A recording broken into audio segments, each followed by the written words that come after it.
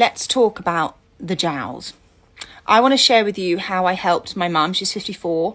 I really helped her improve her jowls without even touching her face. I'm going to share a before and after picture that we took on Saturday night with you now.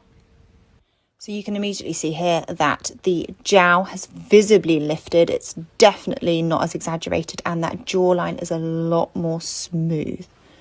So those two photos were taken about 20 minutes apart. We hadn't even touched her face at all. I basically looked at her and I said, Mum, how's your posture? Are you doing any of all the neck stretches and neck exercises that I've shown you before? She was like, oh, no, I haven't. And I was like, yeah, I can tell, because I think what's happening is you have real tightness and shortening of that petisma muscle, which is dragging your face down, causing you jowls. So let's work on your neck. So let me show you the neck muscle in question just to help you understand what I'm talking about. So you can immediately see that if that petisma muscle is weak, it shortens and negatively impacts the other facial muscles around the jawline. So I spent some time giving my mum some really intense neck stretches, and she couldn't believe the change in her jowl was instant. She was so happy.